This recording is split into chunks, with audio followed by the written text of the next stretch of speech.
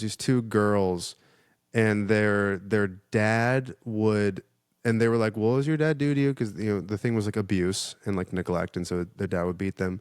And they'd be like, "Well, how does your dad beat you?" And they would go, "Oh, well, he donkey kicks us." What? Compared to, I have another one here. New leather. That would be so fun. Whiskey tobacco. Oh, those are like man scents. They're man scents. Those Yeah, are yeah. very man scents. Yeah. Yeah. Man scents are just like burned things. Yeah.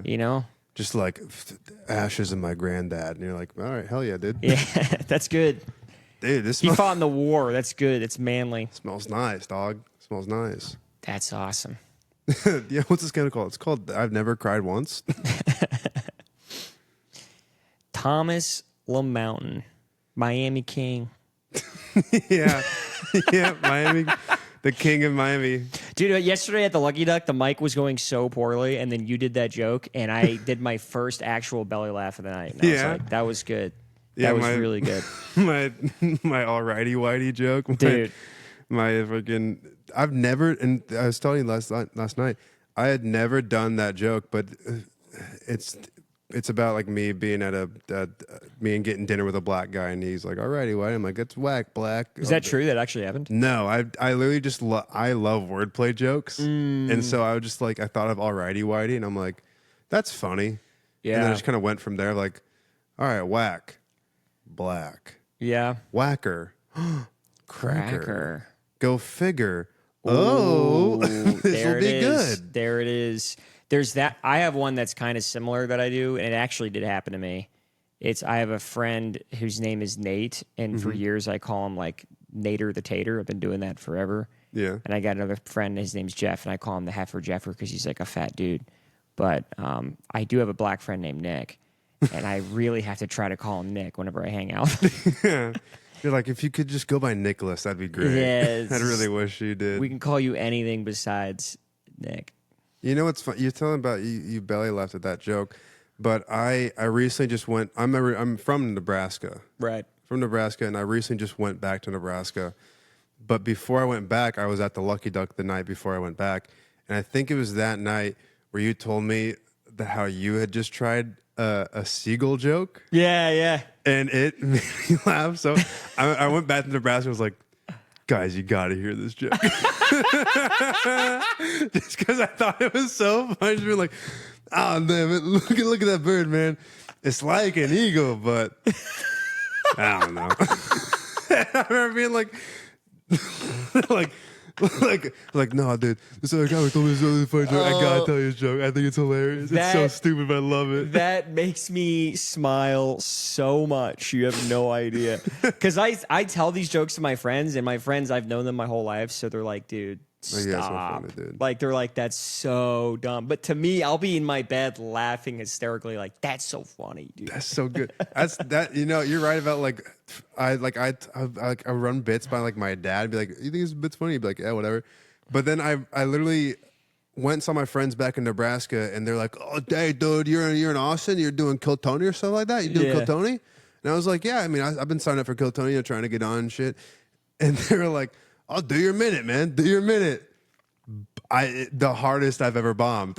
It was for like 4 of my closest friends. You can't. You just in front of friends. It's so bad, man. It's just so hard. No, just doing what you think is like, hey, this material is the material that's probably that I hope will change my life. And they're like, that's funny, dude. Yeah, yeah, that's good stuff. Yeah, and they go, oh man, that's not gonna work. It's a different vibe when you're in the crowd and you're up on stage. Like it's just a different. Like even if you told me that go figure joke, I don't think.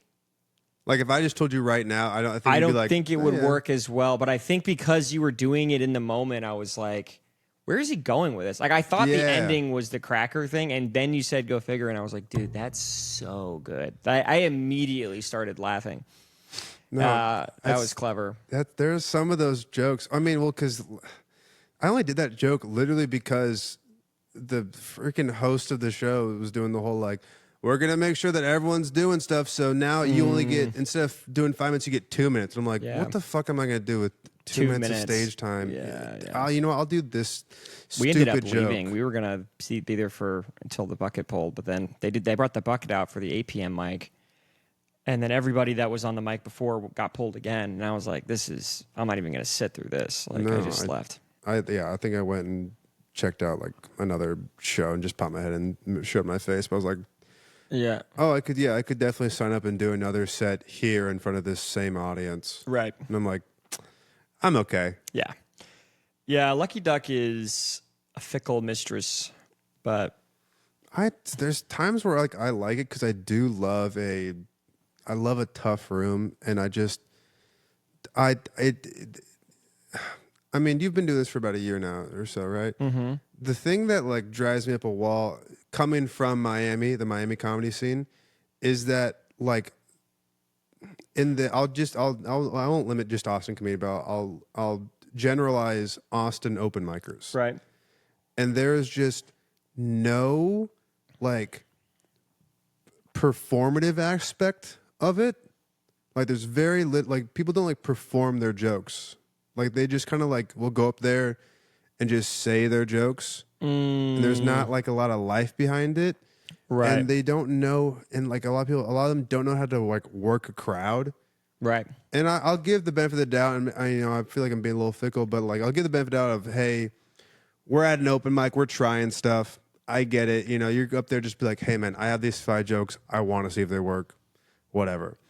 But sometimes like 6 people will go up and just recite their lines pretty much, and everyone will just bomb. And I'm like, can someone go up and like address that this room sucks? Yeah. Like, Yeah. And then like I remember at the Lucky Duck, where everyone went up. It was funny because I was with Chris Cilio, the blind guy, you know. Yeah. And and everyone's going up. We're at it was the 8 p.m. mic. They actually start the proper mic. Yeah. And everyone's going up, just bombing. People are kind of trying to talk to these like group of girls, you know. Yeah. Not really, and anyone who is talking to them is being like really kind of weird towards them, you know. Yeah. That's the one thing I hate is like especially at Lucky Duck, it happens more than any other place because there are attractive women that walk in there. So many. That's the hottest girls at Lucky Duck. Yes. It's crazy. And immediately guys will be like, I'm going to try to hit on these girls. And it's like, dude, like stop. on stage. And then they reject them while they're on stage. And they're like, well, fuck you, stupid slut. I know, it's so cringe. It's like, dude, this is not the place to do that. Just do your jokes, and if you do good, you might get laid. But don't try it. If don't they like try. your jokes, whatever. Yeah. So I remember, like 7, 8 people went up and just bombed. And I'm like, oh my God, this now I'm on deck. And I'm like, fucking, I don't want to go up now. Like this sucks. And so then I went up, and it was the 4 girls there, and I was like, oh, this will be like a funny like intro. So I just like went up, said, hey, I'm Thomas LaMountain, whatever. And I looked at the girls, and I was like, these comedians bothering you? And it kind of got them to laugh, and I was just like, all right, yeah. What are you girls from? So I'm like, oh, I had their attention now. They laughed at it. Okay, let's get the room involved a little bit more because no one's been paying attention. Let's get the room involved. Let's work the room a little bit. Right. Hey, where you get your girls, Texas girls? And they go, no, we're from Nebraska. And I was like, oh, now you're in the hole. yeah, I'm like, oh. Well, not the hole, but you know. But not yet. I was You're in the hoping to be pocket. hole. I'm like, oh, great, let's do it. So I just started. I had a great set, just like messing with them about Nebraska. Yeah. I was also like, oh, I'm worried because where are you from originally? I'm from here. You're from here? Yeah. Okay, so I guess it's probably a little different. But like when you said like you were just recently in Miami, right? Yeah. So you told me how big Miami is. Very. It's so big. Yeah. So like whenever. So you knew them. So like you know them. So pretty much like a thing is. But like when someone's like, oh, I'm from Nebraska, you go, okay, where are you from? And they go, oh, I'm from Omaha. And you go, where are you from? Right. Stop with this whole like I'm from Omaha thing. Where are you from? What neighborhood are you from? Right. It's so small. I know where. Come on, tell me. Everybody knows everybody. Everybody knows everybody. So they were like, oh, we're from Millard. I'm like, okay, I'm from Gretna, Nebraska. And they were like, are you lying to me? And I'm like, do you think anyone in this fucking knows where Gretna, Nebraska is? Do you think I pulled that out of my ass, you idiots? Yeah. I had a great time. Chris Cilio comes up after me, and he immediately like looks at the girls and goes, that couldn't have gone better for Thomas. That could not have gone better for. I'm pissed off about how well that went. After That's 8 so bombs, and then that fucking guy That is gets good. 4 girls from Nebraska. Fuck that guy. That is good. To get in the exact same place that you're from is crazy. It's dude. It's so yeah. Every time Here in Austin, we don't get like the main thing that I'll get if I run into someone from Austin in a different town, I'll be like, oh, what part? And then if they say like North Austin, I have no idea you're like, okay, how to great. relate to them. But if they say South Austin, I'm like, oh, like I know this area, that area. Mm-hmm. But that's about it. But I bet Nebraska is like, I mean, anywhere you could be like, oh yeah, I know that fucking. Or even people who are like random town and nowhere in Nebraska. I'm like, I probably have like a cousin out there. Yeah, You know? yeah. That's crazy. I've driven through there. Oh yeah. Oh, you're from blah blah blah. I went hunting there one time. Is LaMountain French? Yes. Yeah, so they're Yeah. French out there. No, that's my grandpa's side, and he's they're from upstate New York. Oh, okay. So they migrated to Nebraska. Yeah. Why? I don't know. I don't know, man. That's crazy to be like, we're gonna move. We heard this Nebraska place is really popping off. You know? I want to say it was military, but I can't even confidently say that. But I know that my grandpa was like in the military, but I cannot confidently be like. and Is he there a was base out stationed there or in- something? There is, because I just met someone the other day who's like, my brother's in Nebraska. He's stationed there, and I'm like, oh, all right. I know a guy in the Air Force right now. Went to linguistic school to learn Chinese. Speaks it fluently. He's in Nebraska. That sucks. There's not a big Chinese population Oh, in there. not even a little. But he speaks it absolutely fluently just because of his work. It's such a waste. Dude, It's such a waste. Crazy. Nebraska is mainly just like White guys. white, mainly white. We got some black, and then there's one city that is like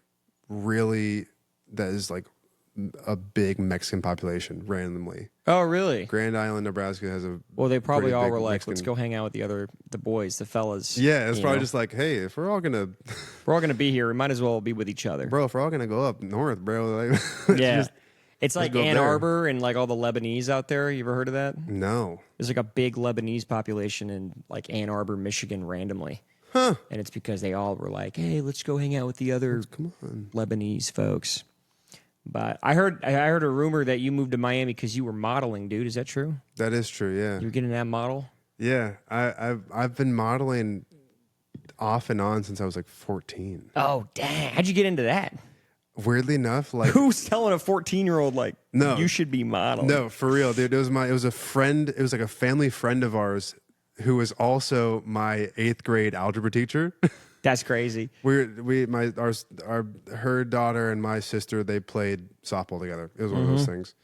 And our moms were both teachers in the school. But she was like, oh, hey, Thomas should be a model. My daughter, Kelsey, models. Thomas should be a model. He's a good looking guy.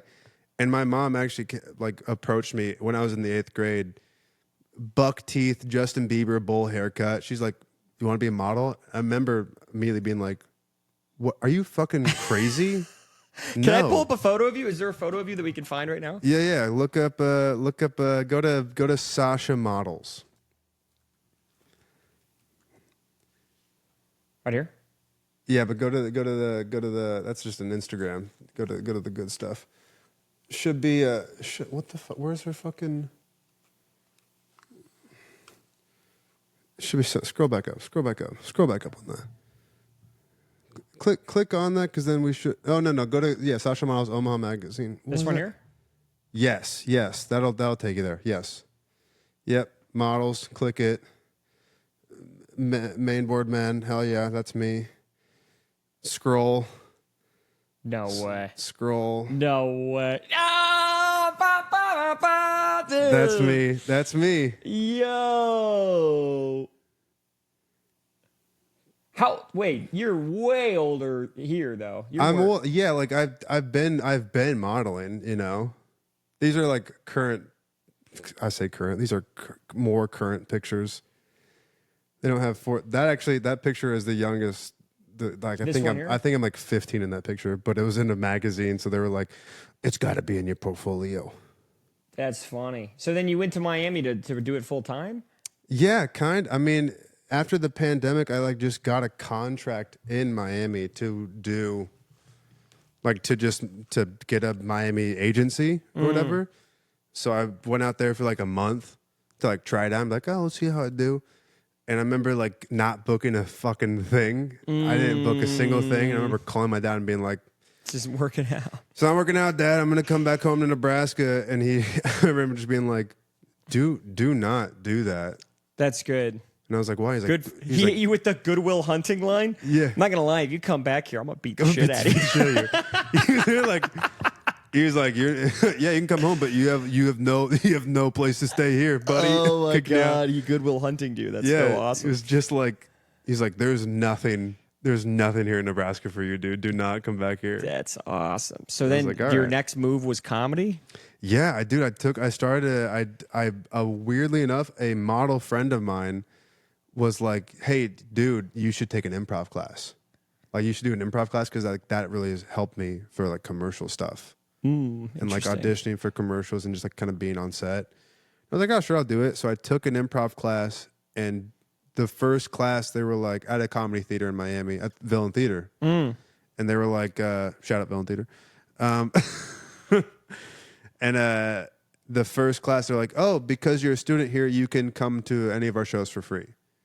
And I was like, oh, sick. Yeah. And I had been in Miami for 2-3 months, really didn't have any like real friends, just kind of like some passing model friends who model friends can be kind of shitty for real, you know? How so? I'm curious. They're just like, I mean, you don't want your friends always worrying about how they look, you know? Oh, interesting. Because like, It's funny how people say like model friends, comic friends, actor friends, and then they all have their own problems. You know what I mean? Isn't that interesting? But like, I don't know. Like How are they? Are they always worried about like anytime they go out, they're just looking snazzy as fuck, and it's like, damn, dude, chill. Yeah, and sometimes like I don't like to care about how I look. You know, right. I'll just be like, I don't give a fuck. Who cares? Let's go out and party or whatever. And I'm who cares, Nebraska boy, and they're like all fucking dressed to the nines, and it was a lot of like women too, which is fun. I bet. For sure. Dude, I bet that's really fun. Holy shit. Just hanging out with a bunch of model women. Just all model the time. women all day. And they're like, oh, there's Thomas. Hey, Thomas. Yeah, but I'm like, hey, guys. Because I've always been just like a fucking silly goose, dude. Oh, hey. Hey. Runway walks. That's so good. Why don't you do it anymore? You do it here? I do. I'm still signed in like Miami. Like I still get like auditions and stuff like that for stuff in Miami. But I haven't found just like a agency like in Austin, and and like to get an agency, I have to like actually put in work and like take more recent pictures and you don't want to get my body in shape. And I'm just lazy. I'm just lazy, and the drive is not there right now. And I'm like, I should probably do that though. I should probably really do that. So you see yourself doing it again? Oh yeah. Oh yeah. Did you act? So. Yeah. Oh yeah. I've done like commercials. You doing commercials, dude? Hell yeah. Oh shit. Yeah. Do you know? There's this. Oh yeah. You looked at it. Pull it up. Which one? Okay. It's look up. Oh, this is exciting. Spring. It's not an acting thing, but I was in the spring break commercial for Miami. That was recent. That was just this year, and I think it's hilarious. What do I Google here? Just look up like Miami spring break campaign.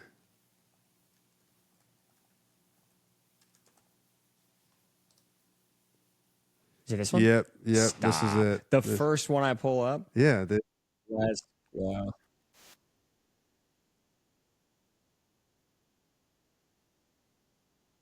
Hold on. Oh, is this it? Oh, this is commercial. This is it. This is the commercial. I was seeing a commercial and I was like, how do we skip this commercial? No, this is the commercial.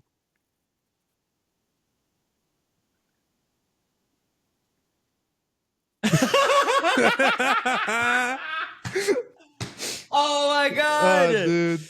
What's going on, dude? I mean, holy shit! I like how they just use most of my voiceovers. This looks like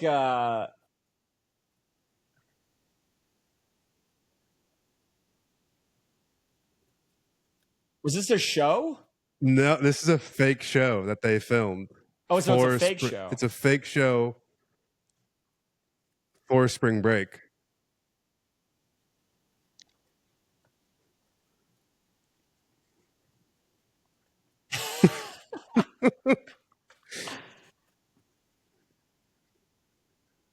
The show is fake.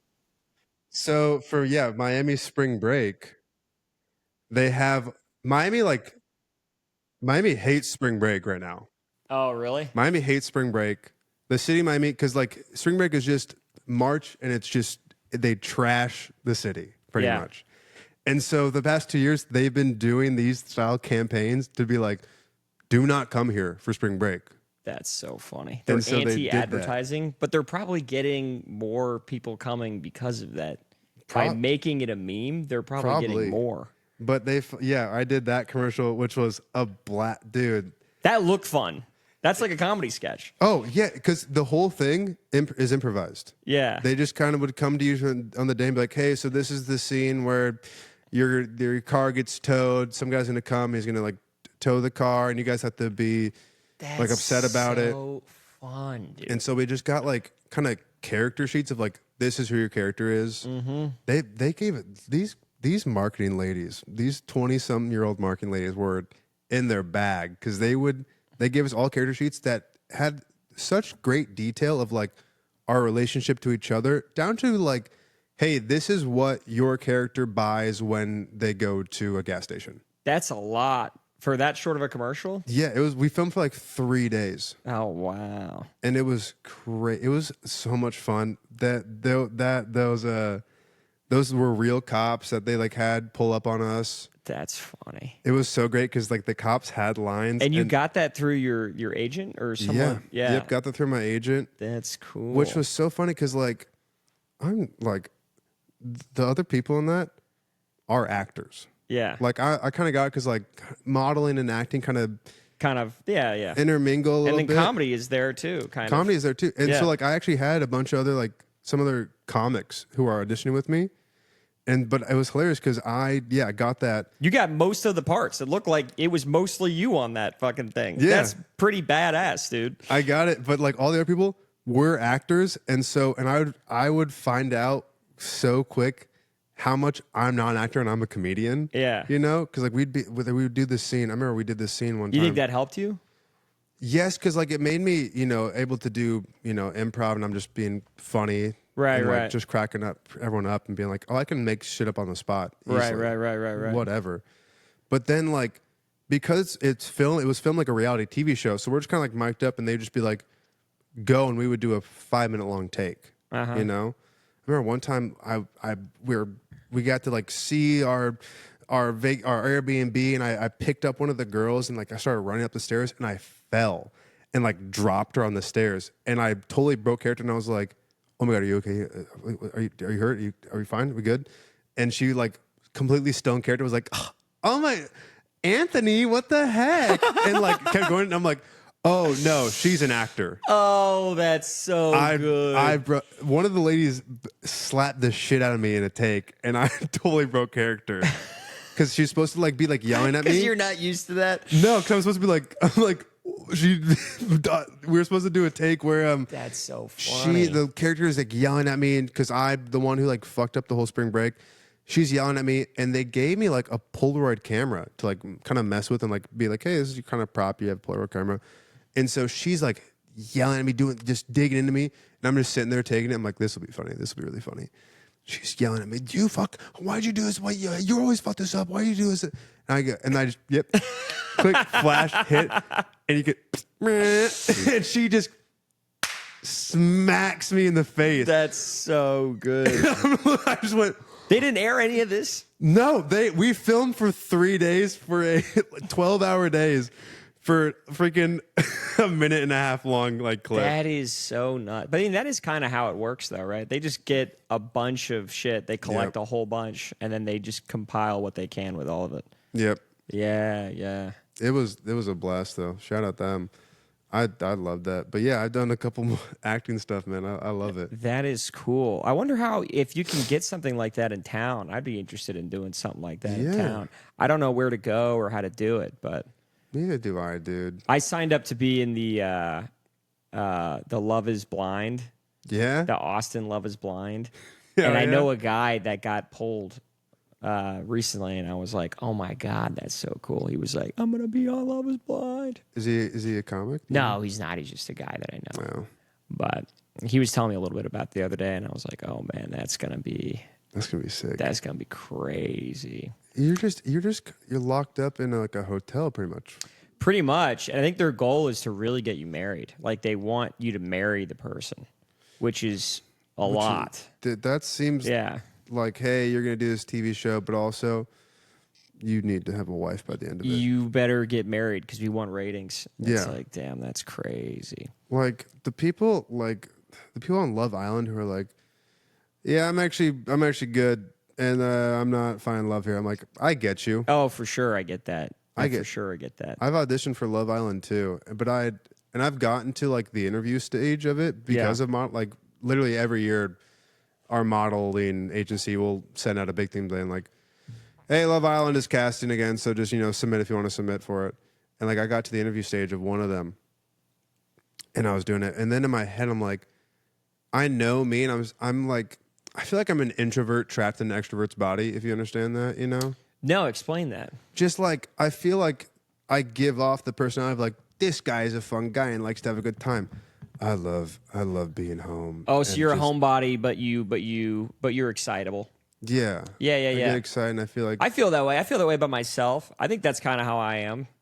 Is I'm a homebody, but when I'm out, people are like, Eric's he's a fun guy. yeah, look at Eric's here. What's up, man? Yeah, And but I'm like, not actually like that. And I'm like, no, I don't want to Yeah. do it. But so I know that also like my social battery can run out pretty quick. So I know that I'd be on Love Island for 2 days, and then on that third day I'd be like, hey, I need you all to get away from me. It would suck if you didn't find any of them attractive or interesting in any way. 'Cause Like some of them right are away. beat looking, dude. Some of them are, and also the ones that are really attractive. It's like God talking to you is giving me a negative boner. Yeah. Like, oh my God, just shut up. All the islanders are starting to couple up, and it looks like Thomas is taking another nap. It'd be like the what was that guy's name? Tom Robinson. Tim Robinson. Tim Robinson. I think you're only here for the Zip line? The zip line sketch. It would be that. It would be that, man. I would be using the pool a lot. I feel like not a lot of people use the pool in those shows. I'm like, I'd be swimming laps. Oh, I would be eating so well. I'd be getting so hydrated, eating really well, taking advantage of the food, of the recreation, the gym, the tanning. I would take a lot of time taking advantage of that. I didn't find love, but I gained like 15 pounds of muscle and feel pretty good. Yeah, it'd be like getting out of prison. You know? Like fucking crazy. I mean, prison is like that. You do couple up in prison. You know, You're just serving your time out there. Like, I did a couple years. I did a stint in Love Is Blind. Got a lot of reading done. Yeah. And but like I've thought about like people are like, oh, dude, you should try to get on The Bachelor. Do you agree that like that could be a little like? And here I am, a comic that nobody knows. But like, do you think that could just be kind of put you in a fucking corner a little bit? I don't think so, actually. So So I saw a guy who was in like The Bachelor LA, Bachelor Australia. Yeah. And now I see him on Instagram. He does videos online, like comedy sketches. And you've probably seen one of them. It's where he just like eats a broccoli in public. You ever seen that? No. He'll like be on a plane going somewhere, and he'll set up a camera to film him and the people sitting next to him, and he'll just start eating a whole broccoli that's like this big. That's the florets would go everywhere, Dude. man. And he's sitting there just It's messy. chewing it, and the people next to him are doing these looks like, what the fuck? And that's the whole video, is just him getting the reactions of them being like, what the fuck? That or he'll go on a plane with a carton of eggs, and he'll just eat the whole egg, shell and all, swallow it, and just film people's reactions being like, what the fuck are you doing? Go to the guy and be like, hey, Rocky Balboa, Yeah. you gotta stop. But he gets thousands of views. Like the dude gets millions. It's dude, it's video, it's ideas like that where I'm like, it's so simple, it's so easy. Why I'm over here trying to be like, okay, this will be a good sketch idea, and I'll write this and I'll film this and it'll be great. And then Yeah. meanwhile, fucking some guys have been like, all right, I need 2 cameras and a big thing of fucking broccoli. And a broccoli, and I can make it work. And that's it. And It's I'll get sponsors. honestly that easy. There's some other guys. I'll get a Green Giant sponsor. It'll be great. You see the guy who's got like, there's another guy online.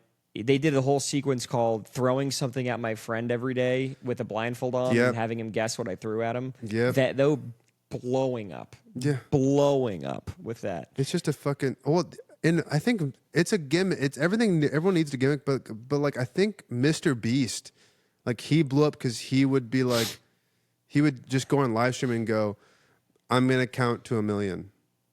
Yeah. And then he would just live stream and just count to 1 million. Just do it. It's just gimmicks, dude. Yeah, I think I remember. I swear to God, he would do something like. I remember seeing him saying it's every day, bro, 1 million times or something like that. There's no way he would have done that. It would have taken like months. No, but he would just, that's He what he would would do do. it? He'd live stream and Oh just be like, my it's every day, bro. It's every day, bro. It's every day, bro. It's every day, bro. It's every day, Damn. bro. And just fucking like, there'd be like a little counter thing. I could never do that. There's no chance. I mean, he was, and now he's the biggest content creator ever. He's the biggest of all time. But I mean, maybe if you're at the bottom level, something like that would propel you. But Yeah, or at least like gain you an audience. it's interesting that comics especially feel the need to be doing that more and more, because I feel like just doing comedy on the road isn't enough. You have No. to be putting shit online. You have to do that. Well, it's just the thing where it's like, okay, you want to go on the road and do stuff. How are you going to get asses in seats? Got to sell tickets. You gotta sell tickets, and Yeah. the only way you're gonna do that is from someone going on Instagram and being like, "Oh, Yeah. you're funny." I know this guy. I see this one comic I like a lot. He does Dylan Caparillo. I forgot his last name, Italian name. He's a local comic. He's a gay guy, and he does forget these. it, He does these videos online where he goes, "If I was a girl, I would be named Candace, and I would cheat on my boyfriend, and I would be out there sucking dick." And like he just goes through like a whole scenario of like what he would do as a girl if he was a girl. And millions of views, like pops off. And then in between, he does like little live streams with his show, like where he's going to be Oh, at. so good. And then he'll be like, these are my shows. Like, if you want to see me, it's called the If I Was a Girl tour. Perfect. Merges his gimmick with his showcases. That's so fucking. It's genius. I struggle so much to post stuff online and post bits, or just because one, I don't think I myself is funny. So like I'll see a video of me doing a show and I'm like, yeah, but that's not really that. I can get a better version of that joke, and then I never do. I think you have the benefit of knowing what it's like to be physically in front of cameras and elements like that. That's a different skill set than the social media guys. Yeah, So that is valuable. it's nice. And you know what? Yeah, I was looking at, speaking of people Austin comics who are posting a lot. I'm so envious of Peyton Ruddy. You know Peyton Ruddy? Yeah, he has a good little gimmick going on. The POVs. He has a great gimmick, but what I envy more is his caption, dude. Every single one is just captioned, "My best work yet." My best work yet. And I'm like, because that's what I struggle with honestly the most, is like, oh, I got to find a good caption. Just have one, and the caption is also the bit. Do you know trial reels? No. You should do that, dude. That's a huge thing. So what you can do is you can take content, go on Instagram, put it into a trial reel where it doesn't show it to anybody that you know. It just shows it to random people. What? Yeah. And then if it blows up there, then you just put it on your main page. Are you being for real right now? I'm being totally for serious, brother.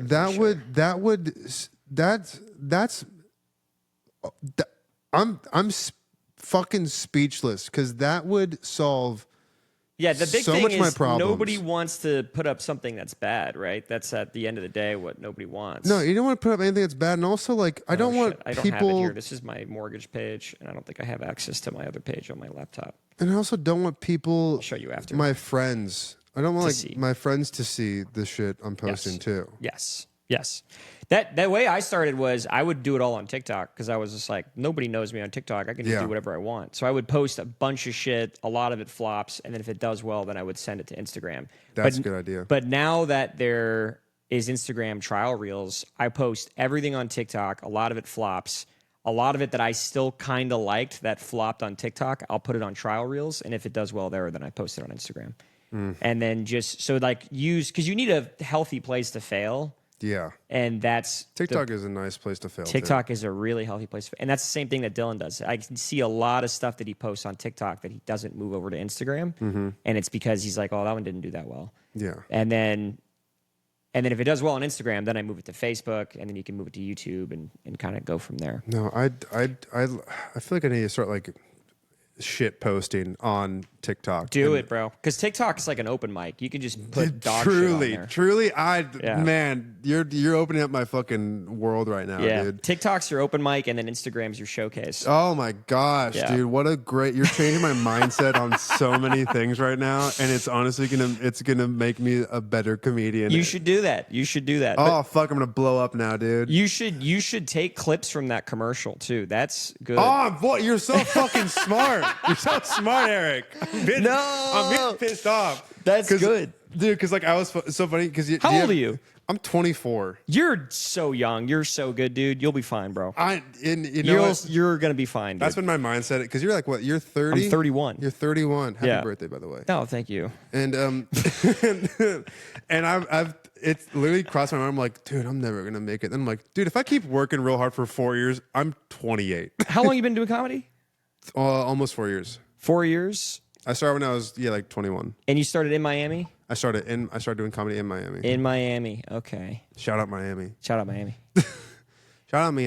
Yummy. Bro, literally, bro. That's good. That is good, man. Fucking, you're fine. 24, you're fine. I got my first job that was like a serious job when I was 24.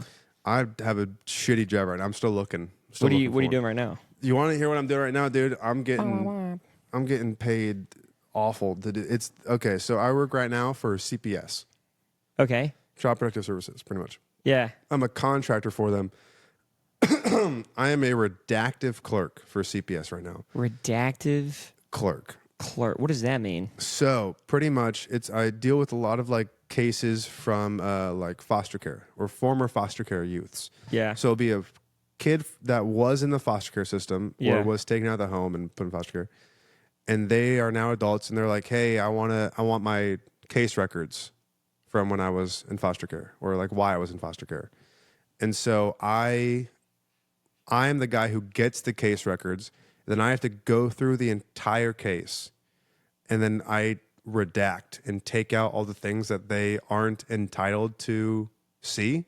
Why aren't they entitled to see certain things? There's just like some things are just purely like social security numbers, or like they're not allowed to see like who's pretty much snitched on your mom to get you pulled from your house, stuff like that. They can't see like specific things about like their sibling. Like if they were just like neglected, but their sibling was fucking beat, like they can only see about the stuff, the neglect, and not about the abuse. that was a thing. So yeah, so you read some fucked up shit. I read fucked shit. Can you share any of it? I mean, like, what's something crazy? It's not like oh shit sad, but like what's like oh shit that's crazy. The one that like sticks out to me is that there was these two girls, and their dad would, and they were like, what does your dad do to you? Because the thing was like abuse and like neglect, and so their dad would beat them. And they'd be like, well, how does your dad beat you? And they would go, oh, well, he donkey kicks us. What? He does a thing called donkey kicking us. What? Which I'm pretty sure was just is that where you stand behind him? I think so. I think it was just like a fucking like I don't know what it was. Oh my god! I think it was like a side kick, but I was like, they would be like, oh yeah, he calls it a donkey kick, and that's him donkey kicking us, and I'm like, Jesus fucking, these are like 6-year-old and an 8-year-old. Why are we kicking kids? God. So yeah, just every day. Why are you telling them the style of the kick afterwards? Yeah, I'm like, also, yeah, why, girls? Because because you misbehaved, I had to donkey kick you. Dude, donkey kicking a 6-year-old is crazy. That is crazy behavior. The only time I've thought of it is when people were dropping that scenario of like, if you were getting attacked by, 20, 11-year-olds, could you fight them off? For sure. You think you could? 11-year-olds? 20, 11-year-olds charge you right now, no weapons, and their goal is to kill you. You think you can fight them all off? No. 11-year-olds? I think I get most of them, but I think those last 5 do me in. What about 9-year-olds? They're small. 9-year-olds I could do. 9-year-olds I could 9? do. I guess 11, like, because you're big, but like you haven't started puberty quite yet. Say that again. I think 11-year-olds, they're big, but you might be right. They haven't started puberty yet. Yeah. Are they coming one at a time, or are they working in a group? They're all at once. They're gonna fucking. They're all no, no. Then yeah, I think I defend myself against 15 of them, but those last 5. I could probably like get rid of. I mean, I think I could outrun them just from my stride. My stride would be bigger than all of theirs. Yeah, you could probably outrun. But I mean, you remember? So like you get them tired. Yeah, dude, kids are fast. Though. Kids are fast. Kids are fast. I'm not very fast. I would be faster than them, but I wouldn't last as long. I would start to run at a pace, and then they would catch up, and then I would have to fucking start swinging, and by then I'm tired. I think your best case scenario is to like run away from them, and then just kind of turn around quick, get one. How many did I say? 20? You said 20. That's a lot. Let's do 10. You think 10? You do 10? Oh, 10, 11-year-olds, I could fend myself. Yeah. 10, 11-year-olds? Yeah. Dude, just picture them. No. And they're charging you. And pull up a picture of an 11-year-old. Honestly, I was thinking that. I didn't want to say it. Pull up a picture of an 11-year-old. Yeah. I was like, I need to see the build of 111-year-old? Oh, my bad.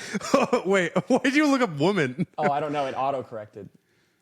11-year-old. Oh, probably because you looked up 111-year-old. Okay, I got to put my glass. Yeah, show me a fucking 11-year-old. I think... Dude, I think... I'm trying to think, because I have a little cousin right now, and he's 10. Is he tall? He's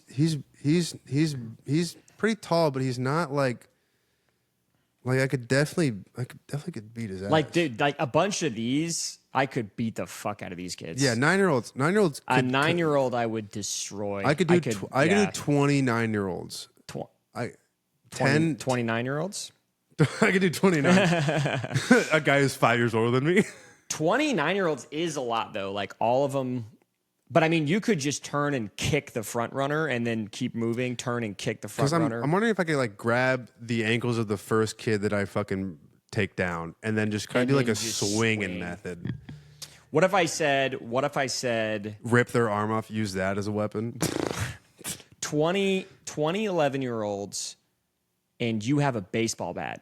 I'm crushing those 11-year-olds.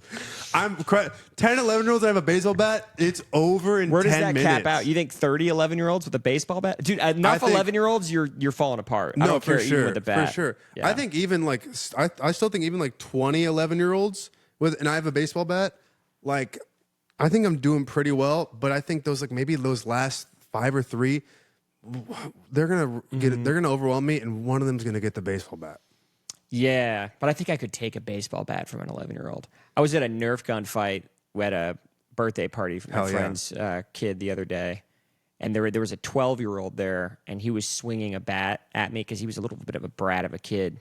And I remember I caught it out of his hand and grabbed it, and I was like, that was so easy. I felt so powerful. You're a fucking loser. And then I was like, dude, with that in mind, I could probably I could kill 20 11-year-olds with a baseball bat. I think I could do it. But 30 would be tough. 30 would be hard. 30 would be pretty hard. That's a classroom. And I don't know. Could I take out a classroom of children? Yeah. Could you do it? walk into a classroom with a baseball bat with the objective of taking everybody out. It's a school day. These kids didn't know what was happening. They're used to people walking into classrooms with guns. A baseball bat would Yeah. be a nice welcome. They'd be like, "Oh, is this someone's dad who's a baseball player?" Like, nope. Oh my god! Is it a metal bat or is it a wood bat? Ooh, I think I would prefer a wood one. Would you not? I think it would just feel better in my hands. I think a wood bat would feel better in my hands, but then you run And the risk impact, of it you get that- splitting. Yeah, the split would be But then that might be good because then like now you have a fucking shard. right. Oh, and you could just there can only be one. Just Halo sword those fucking Yeah. kids, dude. Just fucking pin them against the wall. I bet my actually God. because that also brings up a good point where if there's 30 11-year-olds and we're in a classroom, even if I don't have a baseball bat, I think I could find some shit in a classroom Oh, to just start taking them out. to just really use. I mean, you have some fucking safety scissors, I'll still fuck you up. Even a desk. I think I could just grab a desk. Oh and my! just start. One of those like fucking chairs too, dude. I could Oh beat yeah, your fucking a ass with little a chair. a little chair like that would be good. You know what I was thought about was like The globe. not the globe, but like the paper cutter that would go. Oh my god! You ever seen The Punisher? Yes. Oh, Yep. dude, Literally, that's- I've always thought like, if there's a zombie apocalypse Yes. and I'm in a school, that The paper cutter is for sure the move. give Just me a metal ruler. Honestly, I'll rock your shit. that, dude. A metal ruler, like a yardstick, like a metal yardstick, would fuck some kids up. I don't think it would kill, but it No. would. Oh, if you It would discombobulate them. like, took one of those samurai. What do you call it? Like sharpeners. Just like a sharpie A stone. sharpening stone, like a whetstone, and then you're wetting down a fucking yardstick ruler. You kids are no match for me. I know the way of the blade. Yes, this is a ruler, but I rule the ruler. Dude, sharp- you would just slice a kid with a yard, dude. Oh. Just with the ruler, it's like. Sing, sing. Yeah, put it right back. Little Tommy's in half now. That again. And then his body, it's like filming from behind his body, and it slides. Took it to I took it to school. Young Thomas, you're no match for my blade. Sarimas. Holy shit, that's fun. Dude. That would be a good weapon. Zombie apocalypse weapons. This is a question. Top tier zombie apocalypse weapon. We started off hot With a katana. Well, basically a ruler katana. Yeah. That's it. Katana, just a solid katana is like top tier. Is S tier A1. I'm thinking Left 4 Dead. You ever play that game? No, but I'm thinking Walking Dead right now. Walking Dead. Okay, so katana, baseball bat, the paper sword. Mm-hmm. Some people say guitar, like a heavy guitar, could fuck some shit up with that. Yeah, but then like that makes me wonder, like, if you're in a zombie apocalypse and your weapon's a guitar, like, who are you, man? Yeah. Who are you? Why are you carrying around a guitar? Why are you doing so much? Yeah. Yeah. Just put that down. We could have had a guitar. Yeah. Bro, there are other weapons. Yeah. Get a metal pole. Metal pole would be nice. Why are you ruining an instrument right now? Would be another good one. Nunchucks. I don't know how you could. I don't think I'd be skilled enough to really rock some nunchucks. What about a flail? Yeah. That'd be tight. That'd be good. I think I'd miss and it'd come back and like hit me though. And that would do me in. That is scary. You ever seen Kill Bill? Yeah. Remember that little girl? And then it swings back at her, pops Yep. her in the head. See, I wouldn't be able to do that. I think maybe That's like the fear. a nice like maybe like a spear. You like spear? I don't know if I would like spear. A lot of people. I think I get spear. It's a distance thing, I think. Yeah, it's a distance thing. You can throw it, but to me, it's like I would be comfortable with a spear with a lot of other dudes with spears. You know, like a phalanx. Yeah. Then yeah, it's yeah. like get away from us. You know. Yeah, we can move around like this. But I think if you're just kind of alone, but then but just like a dude with a spear. you kind of like it's kind of like a stick too, so you can kind of like fucking. I just feel like if I swing once and it's a miss, you can just move in on me because it's Yeah. so slow to bring it back. You Yeah. know, and it's like, well, that was that, I guess. That's my concern with like an axe too, because I have one swing. I got one swing because if it's a heavy axe, I got one swing, and then oh fuck, now I'm here and I miss and you got me. Thing about axe though is that's a deadly ass swing. Like the entire radius in front of me, not radius, but cone in front of me is in the danger zone. Yep. And being able to move out of that is crazy hard. You have to. That's a lot of work to get out of that. I don't know, probably just like a fucking. I mean, but katana a gun.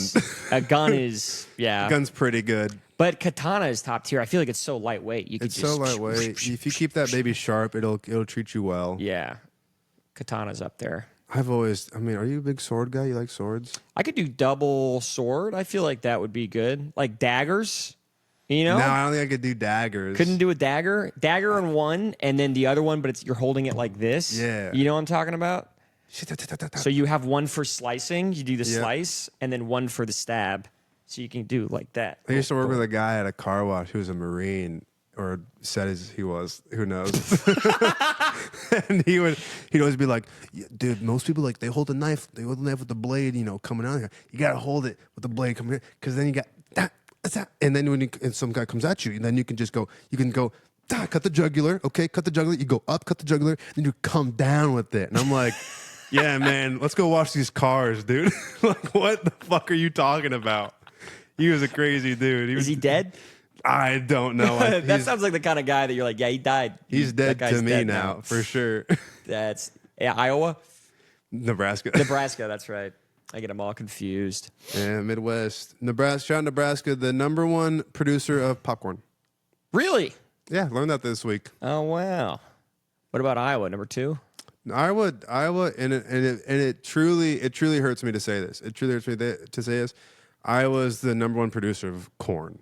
Oh. And we had you there for a little bit, but do you have a big history with corn? Yeah. Yeah? Yeah, I do. Is it as intense as the people say, the corn? I mean, just we love the corn. We're corn-fed boys. Like I had Is corn a protein, like good protein in it? No, I think it's like a. It's like all sugar. A starch. It's starch. Wouldn't it be a starch, kind of like a potato would be? Oh, let's look it up. What the fuck is corn? I should know this. I feel like it's a starch, like a starchy food. It should be. I think it. Yeah. Let's see. What's the nutritional value of fucking corn? Significant nutritional value. Okay, fiber, carbohydrates, protein. protein. Okay, there's word. Protein. How much protein is in corn? How much corn? Oh, yeah, how much protein is in a cob of corn? Let's see this. 4 grams. A medium ear of corn, 3 to 4 grams of protein. Okay, That's not bad, actually. that's not the worst. I mean, because you got to think like you're only eating the outside of it, so. I just feel like I don't digest corn. Well, no one really does. You know? Corn loves to show you that you pooped it out. Can you make cornbread? I cannot. I've never been a fan of cornbread. What? Yeah, I've never been a fan. I just think it's a very dry thing. Dude, what the fuck? You're Never like, been a fan of cornbread. You're It's like, put honey on it. crazy. Shut your fucking. If Shut your fucking. if I need fucking honey for this shit, then you need to make better bread. What do you put in your banana bread? I don't make banana bread. Do you make my banana fault. bread? You big bread guy? No, I've made banana bread before though. Yeah? I'm just not a guy like when I get banana bread and it has nuts in it. I'm like, get it away from me. Oh, I don't like nuts in anything. I don't like. Neither do I. I don't like nuts in nuts in ice cream. Absolutely not. Nope. Keep it. Get away from me. To me, a nut is just. It's kind of like a ball hog. It immediately goes, oh, everyone pay attention to me now, and I can't enjoy the rest of the food. Like It's everything. It's like a banana and a protein shake. We're like, who the fuck are you? Yes, it's just hogging the flavor. Everything else is flavorless now because of that. I didn't like Snickers for a long time for that reason. Because of nuts. Yeah. I was like, get this out of here, man. I can get past the Snickers. Snickers is fine.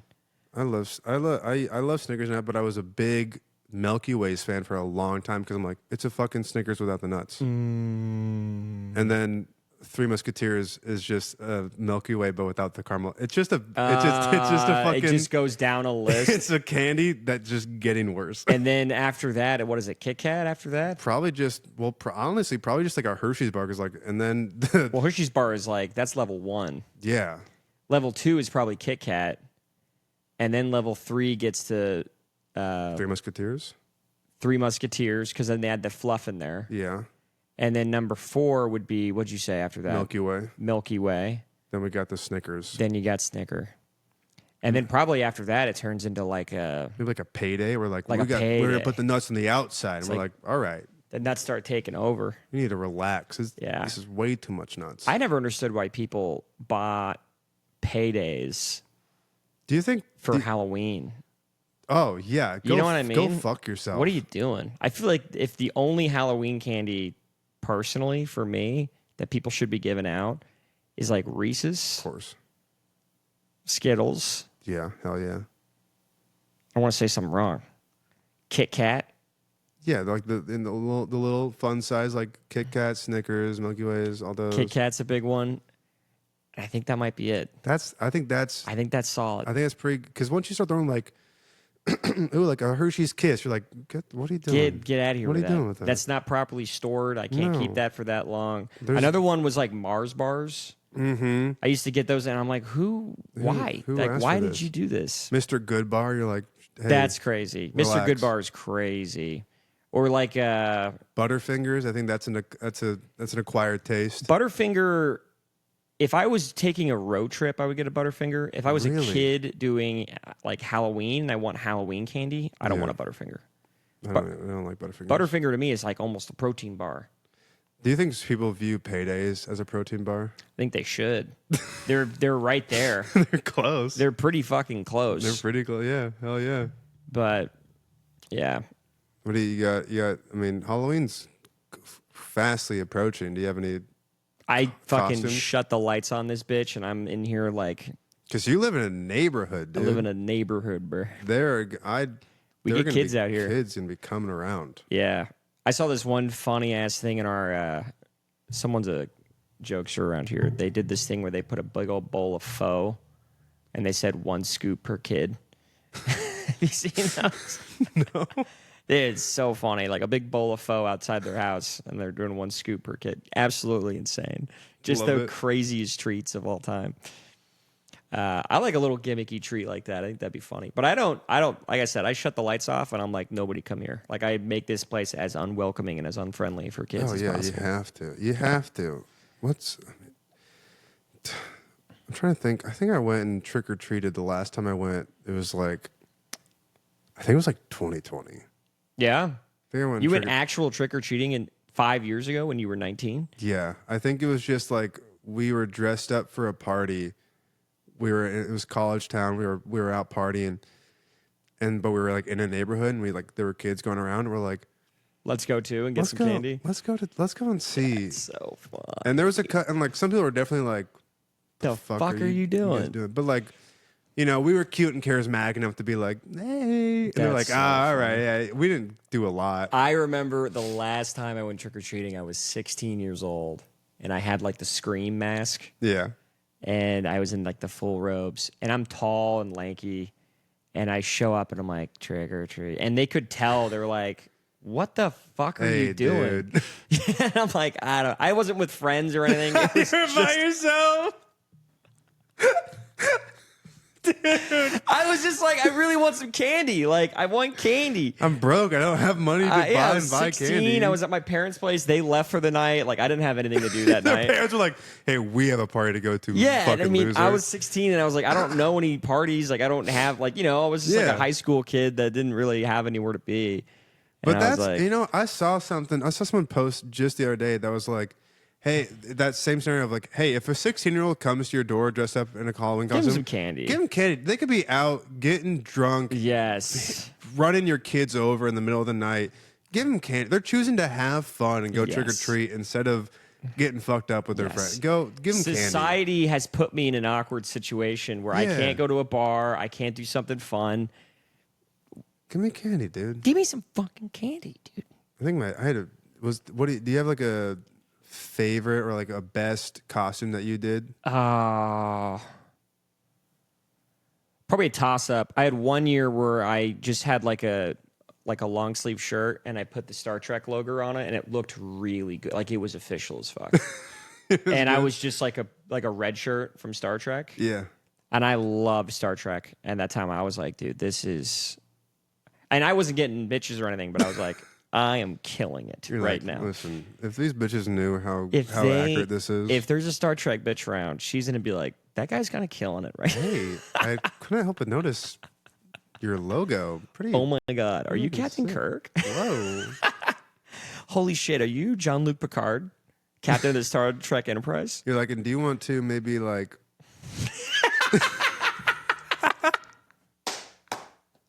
Would you maybe want to fucking My little Vulcan peace sign up your peace long sign. live and prosper? You know what I'm Yeah, saying? get Dude? over here, baby. And what was the other one? The other one was I had to come up with a stupid costume before I went out to this party. So I got a white T-shirt and I wrote on it very well. Mm-hmm. Go fans, go! Hell yeah, dog. Hell yeah, dog. Yeah. That's You done one of that? mine too. Have you done That's one that? of mine too, Yeah, dude. Ceiling fans, bro. Ceiling fans. Such a good fucking costume. Ceiling fans. It's a sleeper. It's a sleeper. always a banger because people always are like, I don't get it. What is that? Go ceilings, go. Go ceilings, go, dude. I'm a ceiling fan, dude. Yeah, I did the same one, and I had like the fucking things under my eyes, you know. Oh, you went full out. I went it's same white T-shirt though, but I just like had a foam finger on deck, and I was like, this will be perfect. The foam finger is perfect. Foam finger ties it together. Did not have a foam finger. One year, there was a year where I didn't have a costume, and I was in college at the time, and we went to this bar, and it was like a Halloween party in this bar, and it was a fucking shitload of people. It was like a whole stage and like a marquee that we were in dancing, having a good time. And I was taking costumes from drunk people, like little tiny bits of their costume. Yeah. So like I took a sachet. Someone had a shoulder pad. I had like a captain's hat on. I had like a fake mustache, a fake goatee. Dude, I was just like, people were like, "What are you?" And I'm like, "I'm everybody, baby. I'm God. I'm fucking God. What are you? I'm a thief. I'm a thief." Yeah. I've stolen these things. I think the best one I did, and it was either gonna be a toss up between ceiling fans because I loved that costume. It's so easy. It was so easy, so accessible. And another one that was super easy. It was me and two of my friends. We were young, so like it was acceptable trick or treating age, but like on the cusp. Like we're like maybe 14, Right. and we went out as Christmas carolers. That's funny. And all it took was just fucking stocking cap, maybe gloves, maybe Incredible. gloves, Christmas sweater. Incredible. That is performative too. You guys, you had We had to sing. Were you a theater kid? Yeah. You were. Yeah. Oh, okay. All throughout high school, did theater. Hell yeah. Let's go. Yeah, dude, you're caroling on Halloween. You're a theater kid. Hell yeah. For sure. Oh, I love that though. That is yeah. so funny, dude. That is incredible. Oh, this is gonna. I don't want to even Say it. Say it. We did. Say it. My in high school, I was in a a cappella class, right? And That's not that bad. okay, great. And on Halloween, we did scaroling, where like we pretty much just made Halloween parodies of like songs, and we went class to class. Do you know one? I'm trying to think about what we did. Like we did like Seven Nation Army, but it was like give me some candy, give me some candy, and most of them were just switching a word for candy. That's so good though. Oh my God. I think we did like Piano Man, and we go like give me some candy man. That's so incredible. How many people were there doing this? Oh, I have a video that I probably could show you after this. Oh, you got to put that online too. Holy shit. Fuck, dude. You got to, man. That Get shit over is here, so you funny. pretty dog. Dude, she's gorgeous. I used to have a husky back in the day. Yeah, did it die? For sure. It happens. Dogs die. Yeah. What's its name? Her name? This is Mina. Mina. Mina. Mina. Oh, you know what? I met a couple of Russian girls named Minya and what was the other bitch's They're name? models? Yeah. One was Russian, one was Serbian. Ah, Mina. dude. Russian girls. Oh. Eastern European women are I think the hottest women ever. I think they are the hard. Well, I got to put that behind Japanese, but I would say Japanese and then Eastern European women. And I think maybe, and just because I've seen some insane women from this country, I think Brazilian women are getting in there. You know, I'm Brazilian. Shut up. Yeah, I am Brazilian. For real? I am for real Brazilian. How much Brazilian? Pode falar português com você agora. Oh, Se você you're quiser. fucking some Portuguese in there too. Dude, I am straight up Brazilian, dude. My roommate in Miami, Brazilian. Yep. Lived with a Brazilian man for 3 years. Yeah, dude. Brazil definitely has hot women for Brazil sure. has hot women, dude. But it's a lot of, fake ass, fake boobs. They have a lot of culture around, making yourself look voluptuous. Mm-hmm. It's like a lot of pressure to look like that. And I believe it. Is this a Brazilian thing? Because my Brazilian roommate, shout out Luis. Take a lot of showers? Lots of showers, but mainly he and I love him for this, but he was dating this Brazilian woman for a while, and she actually was in between places for a month, so she lived with us, which was fine because with comedy you kind of on different schedules, but they would just make so much food. Oh, really? They'd make so much food, dude, and I would just come home and they'd be like, "Oh yeah, we got fucking all this Brazilian food here, and you can just if you." Feijoada? That the fucking I don't know what the thing is where it's like Pão de queijo? dude, you're saying words I don't even know. What's the cheese bread? I don't know, but he worked at a Brazilian place too, and they would fuck up the cheesy bread, dude. Oh, cheesy bread's so good. What is beef stroganoff a crazy thing there? That's a big thing. Yep. Wow, I did Beef not stroganoff. know that was a Brazilian thing. Yeah, beef stroganoff is huge. Because I went, But that is he also a worked. Russian thing, which is weird. He worked at a Brazilian restaurant. I remember going there and being like, beef stroganoff. Yeah. I thought that's like a hamburger helper thing. What the Dude, my mom, beef stroganoff so much. It was so good. Holy fuck, it's good. I love beef stroganoff. Beef stroganoff is so good. What's the I used to get fucked up on these because he was a bartender at this restaurant. Caipirinhas. Is it the limes? Caipirinhas. Limes and a bunch of sugar? Show, dude. Dude, I would get Those pictures. fuck you up. Pictures of those. And it's just lime, sugar, and alcohol. yeah. Isn't it? It's cachaça is the alcohol. Yep. It's like a rum it's like a kind of rum. Dude. Those will stab you in the face though. We were at his bar that he used to work at. Shout out Boteca. Uh-huh. And it was within walking distance from our apartment. A long walk, but you could walk it. Mm-hmm. And we drank. We got pictures. So of funny pictures. to picture a little farm Nebraska boy getting caipirinhas and being like, Dude. "Yo, this shit's fucking great." we were getting drunk, and one of my friends, we just got pictures and pictures of it, and we're getting so drunk on it. And one of my friends, we always know that when he's fucked up blackout, he starts doing this. He starts just going this. That's hilarious. We know that. Hey, you could be doing a lot worse when you're fucked up, blacked out. No, but we know he's gone. All right, and then he starts just going. This is all your fault. This is all your fault. We got so drunk. I knew we were getting really drunk, but I'm like, oh, we're drunk and we're having a good time at a bar. We got to the point of drunk where the owner brought us waters. That's amazing. And it's like, I've never gotten so drunk at a bar where the owner's like, Usually they kick you out. get them.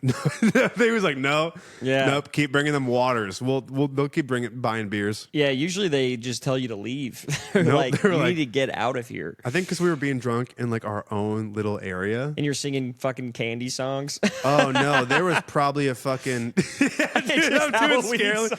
You guys want to hear a song? Bring us the candy Candy man. They're like, get them waters. These guys are fucking. These guys are. No, I think they're playing. My friend would always take us out when they were Brazilian bands would be playing, and then he would be fucking just singing his little heart out. Yeah, my sister's in a Brazilian band here in town.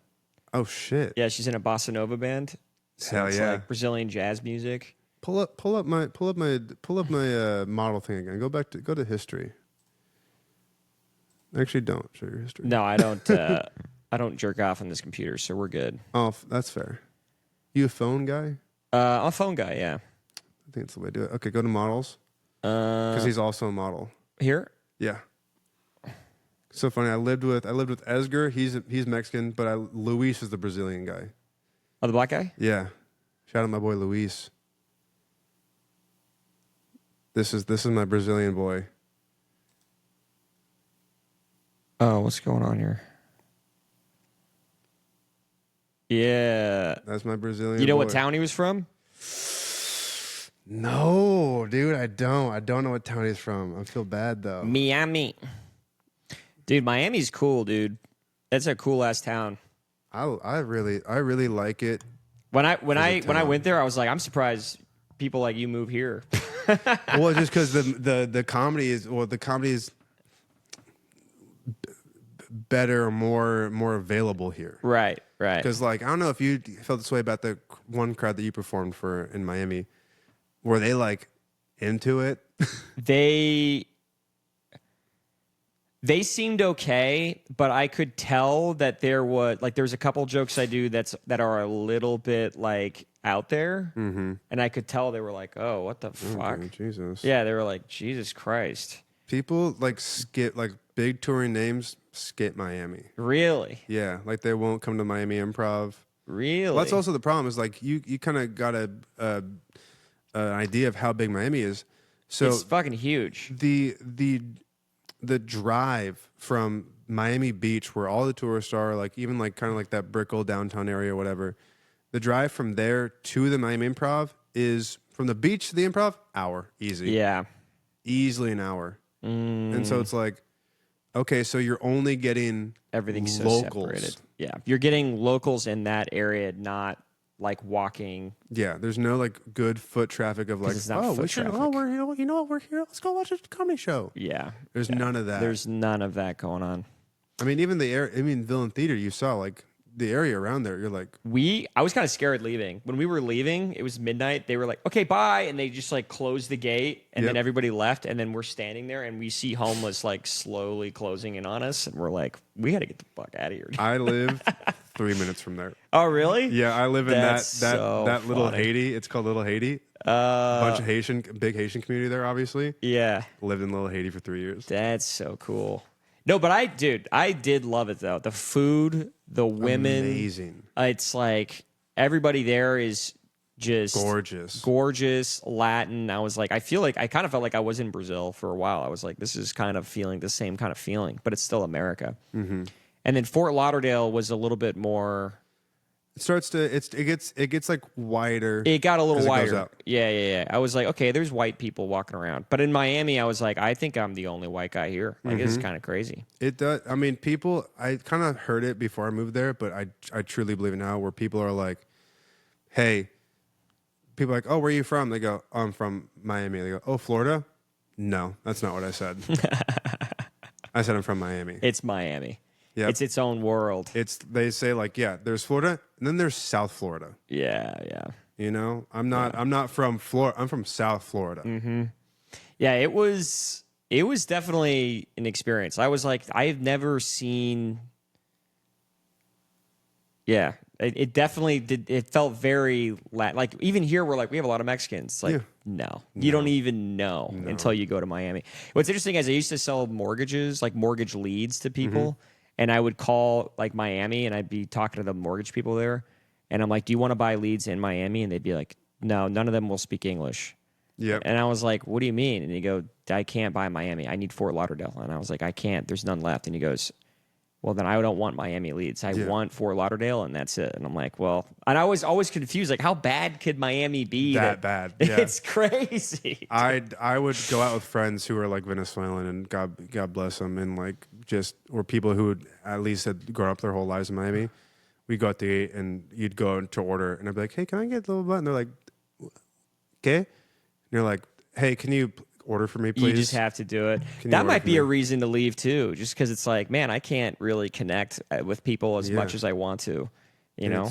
I mean, it is a cultural thing where it's like, oh, I grew up in a white suburb of Nebraska. Right, and then I right. get thrown into like a completely I don't think different that makes Latin you culture. racist. It's just like you're not able to connect with people the way that you're used to and feel like you need to when you're in that culture, because it's like, this is so not. I would date girls and they would be like, "Oh, I can't do that because I'm Cuban," or something. Like, "I can't do this," or "We don't do that because we're Cuban." And I'm Like, do what? I remember just one. I remember in this, and she was a lying bitch for sure. But I dated this one Cuban girl who just like was 22 and still lived with her parents, which is very typical. That's normal. Yeah. Typical for Latin communities. Right. But then I was like, "Hey, do you want to like?" I remember asking her like to come over to my place, and she's like, "No, I can't. My parents will kill me." And I'm like, "What?" She's like, "No, it's a Cuban thing. You don't understand." And I'm like, and I don't believe that part was right. But I'm like, oh no, there is, like, I dated a different girl who was Cuban. I'm not gonna say her name. Never mind. I was gonna give her a shout out, but you don't know who you are, and you're not gonna watch this. She like was super like family oriented, like very big family girl, you know. And I could tell going on dates that we would have fun, we'd have good banter.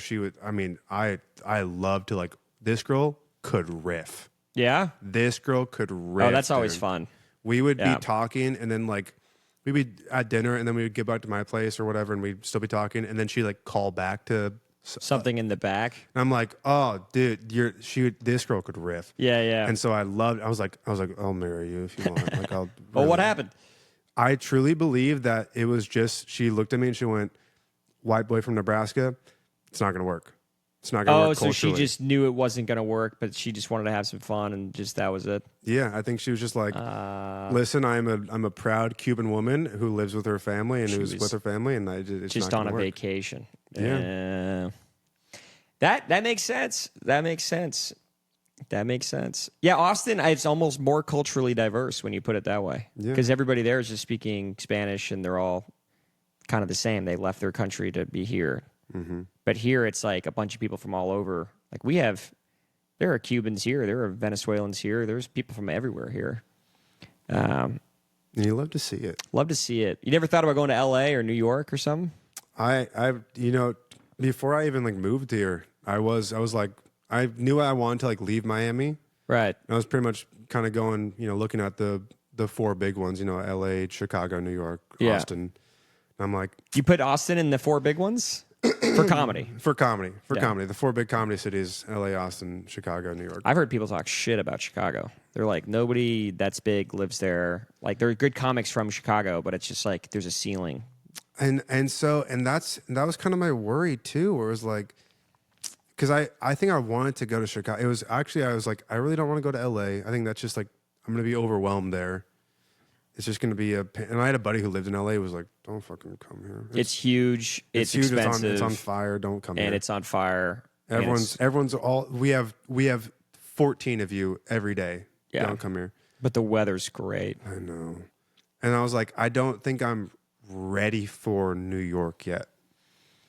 See, I thought about New York when I was younger. New York, though, is I don't know. New York is just, you have to be ready to not have any personal space at all, like in any capacity. Like, you have to be living in the city. You can't live in your house or your apartment. You have to live in the fucking city. And that shit just, I can't do that. I love my own personal space. And I think it was also like the whole thing of like, New York, also expensive. Yeah. So I'm like, okay, I can move to Austin where like my quality of life will still be good, and I'll also be able to do. I'll get up 3-4 times a night. Yeah, if I truly want to. Yeah, yeah. Austin is it's amazing. Like hearing people say this about Austin, but it's still so small. That's the thing. Yeah, it's still very small. But there's a lot more people moving here, and I think in like 20 years, this is going to be probably twice the size as it is now. Yeah. I think easily. we're like in a little bit of a population recession, if anything, right now. Like it's kind of gone down. Which kind of excites me, because that was kind of another reason why I was talking to my buddies. I'm like, oh, where should I move to? And they were like, well, don't go to New York or LA where there's already everything there. Go to Austin where it's still on the up and up. Yeah. Yeah. Kind of get in while it's. Yeah. I mean, it's definitely grown more than it's bigger than it was 3 years ago. I told you I was from here. That's not even entirely true. So my family, Yeah, well, let me explain. My family originally was from California, Oh, wow. and we moved here when I was 11. Okay. So I've been here like 20 years. But we moved here in 2008, and people were saying the same thing about Austin then. They were like, "Oh, Austin is like on the up and up." But it was a small town then. It was like maybe 500,000 people. Wow. And then, since then, all of what's been going on. Now we're like at 1.5 million or something.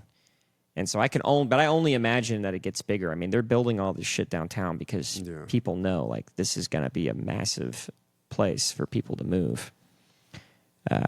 But I think it's just we're going to keep sucking the life out of California and New York over the next like 20 years. But it's going to be that long. Like it will be a lifetime growth. But I don't know. Maybe I'm just blowing smoke up Austin's ass. I mean, I'm excited to see where it becomes and what it becomes, and I mean, even like the comedy scene. I see posts for. I've been here maybe 3-4 months now, and I'll still see people posting flyers, and I'm like, I've never seen anyone on that lineup. People posting. Just like people like will be like, hey, come to this comedy show tonight in North Austin. It's these 8 comedians, and I'm like, yeah, I've never seen any one of those guys. That excites you?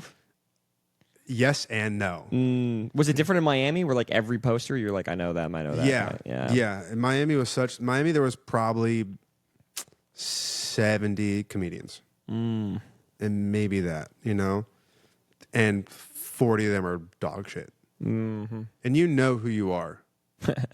And you should have stopped a year ago. I was going to name names, but you keep saying. But I'm thinking now, I probably shouldn't have done that one. No, it's okay. But I think I mean, even here we're going to get a lot of that too. But I think a lot of people here moved here for comedy, and then I don't really see them around doing comedy anymore. Yeah. And I'm like, well, what happens to those people? Yeah. People just kind of drift away from comedy and they just start doing something else. I always think about Seth Rogen. He did this good thing about acting. He's like, the thing about acting is the only way to get good is to just not quit. Yeah. Like if you just keep doing it, might work out. Like they said, and then he brought up Ian McKellen, the Magneto. Yeah. He's like, this motherfucker was acting his whole life. Nobody knew who the fuck he was until he turned 60 and he landed Magneto and Gandalf in like the same year. Crazy. You know what I mean? Now he's a household name. People know Ian McKellen. It's like, yeah, okay. Yeah, the only sure way that you're going to fail is by just giving up. By just giving up.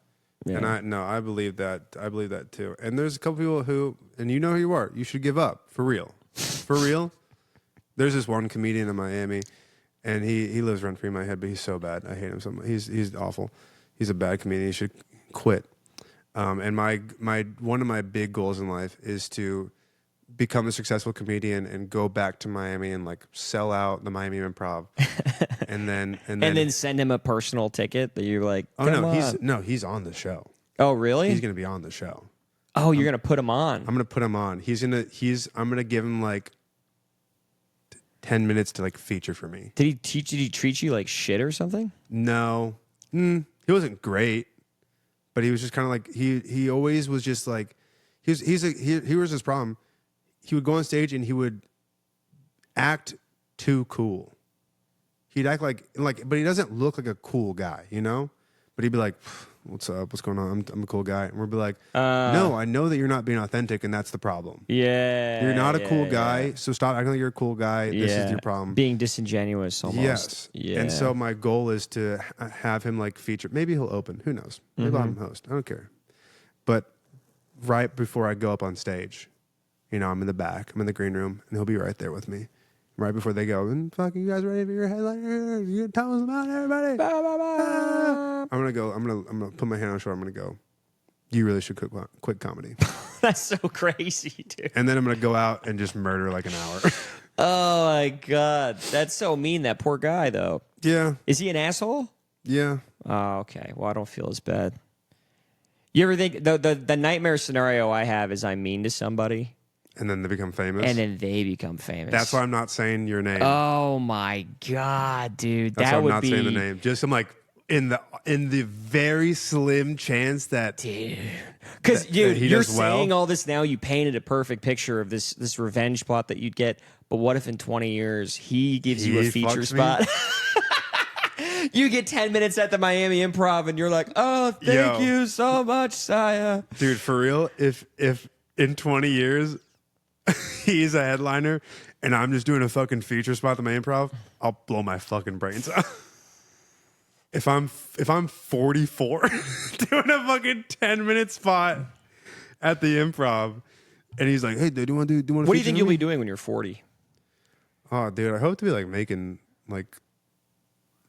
Honestly, I want to be like making like movies. Yeah, movies. Like, so you want to do like the Kevin Hart route? Yeah, I think I want to do that. Yeah. Or like, you know, do like a little Adam Sandler out, like put all the boys on, you know. Mm-hmm. Adam Sandler would be good. It just seems like one of the best careers. Just be like, I don't care anymore. I've done such great films, and now he's at a point where he's like, I can make whatever movie I want, really, but I just choose to make just like kind of like fun movies with my buddies. I'll just make fun ones, and everything else is bullshit. Yeah. He's another guy where it's like he's literally playing the sandbox with his movies, where he's like, "Oh, that one was a bust. Oh, okay, moving on to the next." That's what it takes. Is you have to put out some fucking dog shit films. Yeah. What I was thinking is, how the fuck do guys like Ridley Scott and who else am I thinking of? James Cameron? James Cameron. How I was going to say Cameron Diaz. James Cameron. How are they pumping out banger after banger after banger? They never flop. You know what I mean? Yeah. So everybody needs to flop once, and these guys never seem to be doing that, and I have no idea how they're pulling that off. I think it's just, you know, I think especially for directors, you probably get to a point where you're like, okay, I'm only going to direct things that I really want to direct. Right. And then like if you are a James Cameron or like a Ridley Scott, if you say, "Hey, I got a movie in the fucking tank, you want to do it?" You're gonna have actors like, you know, Leonardo DiCaprio, and you're gonna have all these people being like, "Oh fuck no, oh you're doing a movie? I'll give you a crazy performance." Right. Oh, you want to do this? I got you. Like, look at this. All bangers. Avatar Fire and Ash, I'm not sure. That hasn't come out yet. Way of Water was kind of weak. This is kind of a money grab, I think. Avatar was a banger. Aliens of the Deep, that does sound like a flop. That seems like a documentary. That one might be a flop. Ghost of the Abyss, I remember this movie. It wasn't that great. That's a movie? Yeah, it's a movie about ghosts on a ship. These people are on a shipwrecked boat, and they are like ghosts on it. This is making me feel better. This one was a flop, and I think this one was a flop. And Expedition Bismarck, I don't know what that is. That might be a flop. Titanic. He loves being underwater, that James Cameron guy. I guess so, right? He loves being underwater. Even Avatar has got a lot of water. Yeah. There's a part of me that like, listen, Way of Water was like kind of odd, but there's a part of me that's like, I'm excited for all of the Avatar movies to come out and then like watching them all back to back. And just being like, all right. All the Avatars? Yeah. Like once Avatar like 5 is out, you know, just being like. But did you like Way of Water? Way of Water. Did you like that one, or did you? You know what? I actually rewatched it recently, and I was like, it's long as fuck, but that's really my only gripe with it. Oh man, I didn't like it. I was just like, this didn't even get me excited. Look at this, 9 movies ranked by wetness. This is incredible. Wetting it, dude. This is incredible. Dude, Collider, good for you, buddy. How is Terminator wet? There's no water in this. Well, it's ranked on wetness, so that's the least wet. Oh, that's least wet. Terminator 2 Judgment Day. Is there even water in this one? I mean, is the lava that the guy drowns in, is that wet?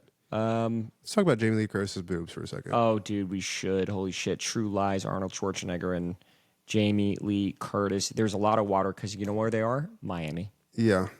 Also a lot of water between Jamie Lee Curtis's legs in that fucking dance scene. Shout out Jamie Lee Curtis. Dude, she is... Dude, did you see that thing that she put out recently with her boobs? Yeah. And everyone was like, yo, chill, grandma, chill. I wrote a bit about it, but it was just like, well, seeing Jamie Lee Curtis's boobs, whoa. No, the joke was, I don't know what the plot of Freaky Friday is, but I want to be inside her body. Dude, she's so hot. Holy shit. Have you seen Trading Spaces? No. Full Frontal. It's there, bro. All right, I'll look it up. Trading Spaces, Full Frontal. Eddie Murphy's in it. Ooh. Dan Aykroyd. Ooh. Incredible movie. Oh, it's actually a good movie, too. And she's completely naked. Oh, my God, dude. For Eddie Murphy or for Dan Aykroyd? It's definitely Dan Aykroyd character, right? She's for Dan Aykroyd. Yeah. He's a white man. And it was probably in the 90s. It makes sense. It was early 80s, actually. It was early, dude. She was young. Wow. She was very young. She was looking toit like a toy gun. Damn. Jamie Lee Curtis is up there on hottest women of all time. What would be another hottest women of all time ranked actresses? Oh, dude. You seem like you might know your stuff. I know. I mean, my go-to celebrity crushes are Anne Hathaway. Oh, my. You see the video of her dancing at a ball? God, dude. have I? Have I, dude? You know what's crazy is I only came onto her maybe like a year and a half ago. I was like, wait a minute, what's going on with her? In movies, she's not that hot. Yeah, but I mean, have you seen Love and Other Drugs? Yeah, she's hot. She's hot. so hot and I mean, both her and Gyllenhaal are so hot in that movie. Yeah, she's hot there. She's hot. But I think that's the only one. Like Catwoman, I didn't think she was. She wasn't that hot. I was like, okay, you're Catwoman. All right, I was like, all right, she's okay. Like she seemed more like a sneaky little bitch that was cute, but she wasn't hot. Yeah, I wasn't like, oh fuck, it's Catwoman. I'm like, yeah, sure, And then there was the other video. What a forward young man you are. Have you seen that video? If she could call me that, oh boy, I'd melt. I'd melt like a fucking cough drop in her mouth. Oh. Okay, Anne Hathaway's up there. What's another one? Oh, one of my personal favorites. She's new. She's not new, but like Alexandria Daddario. Oh my God, she's not new, but she's probably she was the new one that just now is like fading out. Yeah, she's just fading out, but she had. I mean, for the checklist of hotness, she was checking off every box. She hit every fucking box. It was absolutely nuts. And I want to hit her box. Oh my God, she was so stupid hot. It's crazy. I'm trying to think about like what are other just fucking just bow wows, you know? I'm trying to think. Well, Sydney Sweeney, I think she's a terrible actress. She's not a great actress. I think but she is so hot. She's like one turn away from like a Butterface too. You know what I'm saying? She is. I do understand what you're saying. She is very close. She's on the cusp of a Butterface. There's a very fine line that she's about to hit. This turned into a male podcast real quick. Yeah. No, I like this though. This is fun. Who do someone pre-2000? Wow, pre-2000. I'm trying to think of. Okay, so hot. I was just watching Thelma and Louise. Woman. You were watching Thelma. Susan Sarandon. Do you know her? Yes, I know Susan. I know my Susan Sarandon. Come on, Susan Sarandon is. I'm trying to think about my 90s ladies. 90s ladies. Oh gosh, I'm trying to because like, I think weirdly enough, the hottest like 90s ladies were Lucy Liu. Probably not even like 90s women, but just like the moms in 90s movies. Yeah. We're just like, oh my God. I was born in 2001, so you have 90s famous actresses. Let's get a list here. Let's get some help. Yep, let's get this. Winona Ryder. Winona Ryder had her day for sure. She kind of fell off, but she had her day. Julia Roberts, what dude? Julia Roberts' smile alone could cause world peace. Okay, I'm gonna say something crazy. Do it. There's nobody on this list I think that is incredibly hot. No, I'm gonna be completely okay. I saw one. No, yeah, Meryl Streep can get it. It's Michelle Pfeiffer. Michelle Pfeiffer for sure. You know what was the one she was in? What was it? Was Oh, she was in the Batman. She was Catwoman. She was Catwoman. You Is she in Grease too? Was she in Grease too? She in fucking Grease too. Michelle. Yep, she was in Grease too. Grease too. Damn, you nailed that shit. Oh, and Scarface, Miami. Scarface. That's right. Yeah, how did Miami Boy miss that, bro? I don't know. I'm trying to think of like hot '90s guys too. Oh, hot 90s guys, it's George Clooney, Brad Pitt. Robert Redford. He was on the kind of way out, but he was still hot. Richard Gere. I think 90s was for the boys. 90s was for the boys, you know? 90s was for the boys. Because what? Because Fight Club's like 99, and that's prime Brad Pitt. Yeah, like Julia Roberts, I don't think I would call her hot. But like Julia Roberts cute, in fucking attractive. like Notting Hill. Oh, speaking of Notting Hill, Hugh Grant had his Grant hot. Who was the girl that was with Hugh Grant? That was the whole like it's the whole like dress thing. They had that 90s dress where it's just a bunch of clothespins, you know what I'm saying? Oh, 27 dresses? No. It's Hugh Grant. Look up Hugh Grant dress. Oh, was it Drew Barrymore? No, it Drew wasn't. Barrymore's a 90s girl. That lady, Liz Hurley. Liz Hurley? I don't know who that Liz Hurley is, but like this this was like is this was like a big iconic dress. You know, I just knew it was Hugh Grant's date. It's a big iconic breast is what it is. Holy shit. Hey. God damn. Gosh, bro. I need to do my hair like Hugh Grant. Shout out Hugh Grant. Dude, he has great hair. I'm already starting to bald. I'm getting insecure about it. Dude, where is it pulling back or is it in here? It's kind of getting going. Are you gonna do, but like another hot 90s guy, you gonna do a little Jude Law? Well, Jude Law, I think he balled with grace, though. You know what I did. mean? He got like these big concaves on each side, and he had a little middle piece. And I thought that looked nice. Mine's not going to do that. Mine's just going to slowly fall back like a... Yeah, the hairline's just going to push. Yeah, he does have kind of like the... Yeah. It's a nice little M on his head. Mine's going to go like an eroding coastline or something. Heath Ledger in 10 Things I Hate About You is also a great. banger. Again, these are all dudes. Sandra Bullock, not that hot. Sandra Bullock was, she had her, Kate Winslet, I wouldn't say she was that hot. Uma Thurman, hot. She was hot. Miss Congeniality, though, with Sandra Bullock, like I understood it, you know? Demi Moore, she's hot. Oh, yeah, Demi Moore. Now we're hitting big ones. Nicole Kidman, very hot. Yep. She was hot as hell. Britney Spears. What did I say? I said Britney Spears is 2000s. I think 90s is too. Because and also Cindy Crawford, you're a model. You're not. You're like kind of like you just became a superstar. What if we went 80s?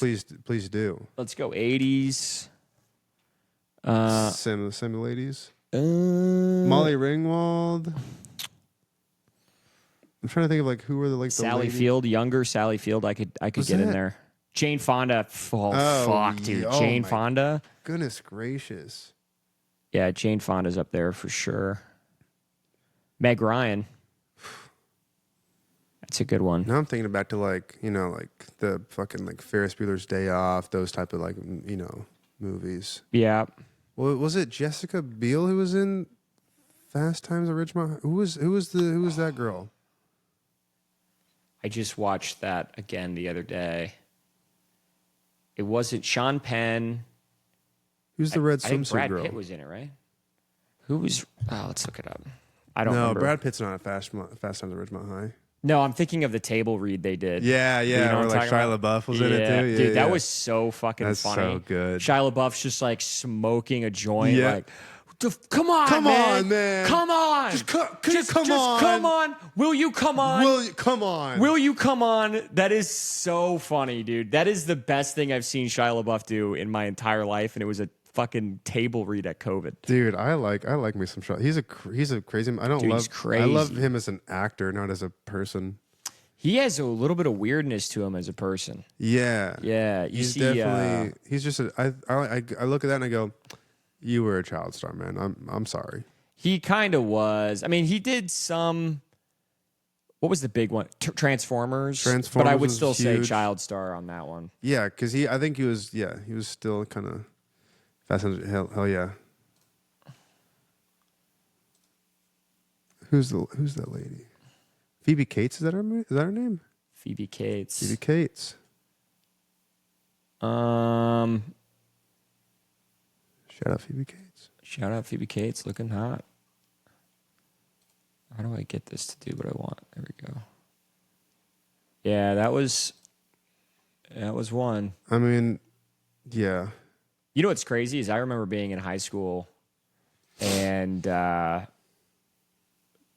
since we're on the topic of girls in bikinis that should not have been on television because they were really young. But I remember being in high school and we were watching Romeo and Juliet. Oh my god! Wait, the 1950s version. yeah, with she had big boobs bazungas on her. And I remember being a kid going like, "Oh my god, that's so hot." And then I find out now she was fucking 15 in that scene. Are we? What? Dude, yeah, she sued the studio like in her 70s or something, being like, "Dude, they put me on television and showed my breasts. I was 15 years old. How fucked is that?" That's crazy. But she died recently. I don't want to be like, it was the 50s. What'd you expect? But it was the 50s. What'd you expect? I mean, that's kind of But right. like, I'm sure she did that. They were just like, hey, you're 15. Hey, come. Hey, you just got the role for Juliet, and they were like, oh, great, awesome. This is probably a big role for me. This is amazing. And then she probably never knew that it was going to be this. Every freshman in high school has to watch this movie for the now. rest of her life has to see her boobs. And literally every freshman boy is going. Dude, I know, dude. Speaking of actresses who are surprisingly young when they were doing their thing, I was telling my other buddy this the other day. Keira Knightley was 17 when she filmed Pirates of the Caribbean. That is crazy too. That is also very crazy. She was 17. 17. She turned 18 like a week after it was released. Enough. Yo, that's suspicious from the theater. They were like, fuck, should we release it? Like, should we wait a week? No, just fucking put it out, man. Just put it out, man. Yeah, but I thought, because she was crazy sexualized in that film. yeah. I watched. But also, she put on a fucking performance, dude, for a 17-year-old, that is a performance. To hold that, to be a part of a trio of a big Disney movie. God bless you. And to be there with intimidating motherfuckers like what's his name? Like Johnny Depp, who was rocking and rolling all Orlando throughout the Bloom, who was already on Lord of the Rings. Dude, yeah, coming off of Lord of the Rings, Orlando Bloom, all these big actors, and you're and just she like, killed it. She was great. Yeah, she did great. dude, that made her career too. Like it did. I watched Pride and Prejudice last night. Yeah, I said. What's that? I saw your video on TikTok. Your video pulled up on TikTok. Oh, right? no way! That's so your funny. video. And this girl that I'm kind of seeing right now, she is a big Pride and Prejudice fan, and I literally sent it to her. Oh, that's so funny. Because we went camping not too long ago and we watched Pride and Prejudice and Zombies. Oh, nice. Yeah, I did a video 2 nights ago about the movie Legends of the Fall with Brad Pitt. Yeah, and it popped off, and I was like, oh, I'm gonna do one with like all the female heartthrob movies. So I did. That's why I was doing Thelma and Louise today. I was watching it because I'm going to do another video tonight about it. Nice. But I did last night. I watched Pride and Prejudice, and then I'm trying to do like the most bro synopsis of every movie. That's kind of a romantic movie. I think that'd be a funny little like. I think it's good. I think funny it's great. video gimmick. But yeah, that's so. It's so cool. It's funny how many girls watch that movie and how few guys watch that movie. She's like, because when we started seeing each other, when we first went on a date, and she's like, I was like, what's your favorite movie? She's like, oh, 2009's Pride and Prejudice, whatever the fuck comes out. Yeah. And I was like, I've never seen that movie once. And she's like, it's so good. And we went and saw like a. Did she freak out about the fucking? Oh yeah, the hand. Oh, yeah, and she had to explain it to me too, because I was like. She did the whole thing where she was like, it shows his emotional side releasing and he's breaking down his walls. And they were like, she's like, they're not, you understand, they're not supposed to be touching skin on skin. And in that time, they weren't supposed to be touching skin on skin. They had to wear, that's why they wore gloves. They weren't supposed to be touching skin on skin. And they touched skin on skin. And that's why he did that. Because he was like, holy shit. And I'm like, I'm going to go get more popcorn. There was a whole, how old was she? What? Who? Your girl. Oh, this was like early this month. This was like this year. Oh, this was recently. Okay. Recently. She's your age? She's 24? She's like, she's a year younger than me, 23. Oh, interesting that she's like part of that wave. Because I remember in 2005, that was like a meme. People were posting that fucking hand for like a while. It was like a whole meme that you would see online. But no, we watched it at like a rooftop movie theater in Miami. oh, really? We watched it, and it was cool. I actually like thoroughly enjoyed the movie. I'm like, this is actually fucking No, it's you're incredibly. right. It's actually so good. I'm like, this is actually I was like, Yeah. oh, and it like I was like, this is gonna get boring. It cooks. It cooks. It does cook. It doesn't let you like. I'm never like. So bored. this is a great point you just made. I have an argument that there's a lot of guy movies that we all are like, dude, these movies are so fucking good, and girls aren't watching it. What the fuck are they doing? Girls have that also. Yeah. They have movies that are like, damn, this is actually fucking good. This is a good fucking movie. And dudes just aren't watching it because it's like it's fucking gay or whatever. gay Pride and Prejudice. And then you watch Pride and Prejudice, you're like, oh, this shit's great. This is so good. Oh, Yeah. I completely understand why these women love this movie. Yes, it's good. I remember finishing it and I was like, that was fucking solid. Like, totally enjoyed every second of that. So fun. I had never watched Twilight. She was showing me the Twilight movies. And not saying that they were good. It falls off. It definitely falls up. But then, like, but also, I'm sitting here not knowing a single thing about Twilight. And then they get to, like, those, like, kind of, I haven't seen the last two. I haven't seen Breaking Down Part 1 and Part 2. But then, yeah, like, that's when it falls off pretty hard, though. But then when they're doing, like, these big kind of, like, fight scenes. It's pretty sick. Yeah. I'm kind of like, oh, it's fucking cool. Yeah, it's kind of what? cooks. Yeah, it's I good. didn't think Twilight was gonna get sick. Like, I thought it was just gonna be like moody, like I love you, Bella, and it is. It is a lot of that. I'll say this: the final movie, there's a final fight scene. Yo, it's crazy cool. It's so good. It's Yeah. actually so good. It's so good. I would watch it. It's fucking pretty badass. I'm doing sober October right now just for weed, Oh, nice. and I was like, You don't drink? I know I do drink. Oh, you're just not. I just don't smoking have weed. a drinking problem. You're doing no weed October. Yeah, I just You have like, a weed problem. I think I have weed. I like could not go more than 2 days without smoking for Oh wow, for like 2 years, crazy.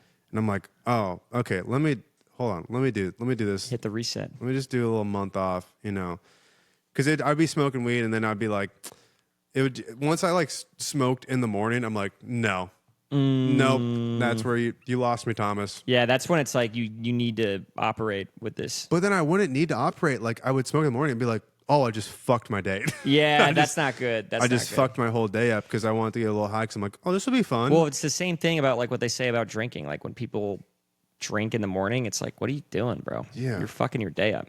yeah, there goes my entire day. Weed is behind several generations on what we know about alcohol and how to control alcohol. People are like, oh, you can just fucking smoke. And it's like, yeah, but you can't though at the same time.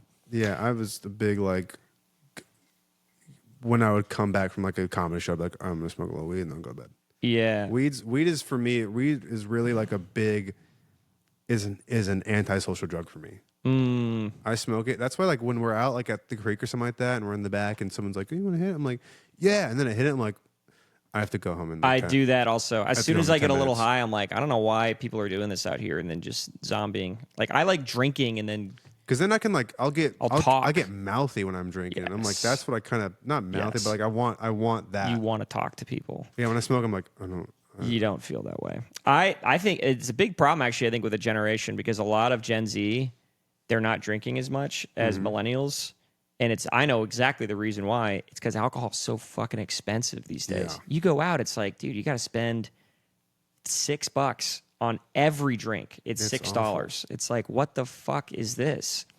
But if you can go someplace and get like a $3 beer, it's like, oh, okay, now we're talking. Yeah, or if you can go and get $20 worth of weed, it's like, okay, great, that'll last me the week. That'll last you all week. Yeah. That's why Gen Z's smoking a fuckload of weed is because of that. It's like that scene from Walk Hard, Yeah. where he's like, it's the cheapest drug It's the you can cheapest find. drug there is. Am I going to get addicted? It's not addictive. Yeah. I think I want to do it. You don't want none of this shit, man. I'm pretty sure I want to do that. Yeah. All right, come here. Dan, I'm hooked on like other romantic movies that I might watch now that are like chick flicks. I hear another period piece that this girl put me onto. Emma. It's called Emma. It's got I heard of that. Anya Taylor-Joy is on it. Oh, I'm obsessed with Anya Taylor-Joy. It's a good movie because I love watching. I think she's so hot. I love watching these movies with this girl shows me because I love movies, and so it's so much fun to like watch like something like the movie Emma. Yeah. Because the whole time like, oh, this guy's in it. Yeah. Oh, this guy. Whoa, what this guy? And like you can see like a performance from like a guy that you've only watched like do action movies, and then he's like doing a random character in this. You're like, Shows range, dude. you're like, Oh, he crushes this. Homie's got range. Let's fucking go. Yeah, that is tight. Yeah, I like seeing that. Where you're just like, oh, this guy's an action hero, and he's chilling in this movie. That's crazy. Yeah, I mean, dude, I'm the guy who we start a movie and I'm like, I have the cast list pulled up already, just because I want to go. That's funny. That's how I am with movies. I'm a huge movie guy. I love movies. I don't like TV shows. I start watching TV shows and I'm like, I like get through like one TV show. I'm like, that took so long. That was the only thing I was watching. So now I need to go and watch. Just spend a month watching movies.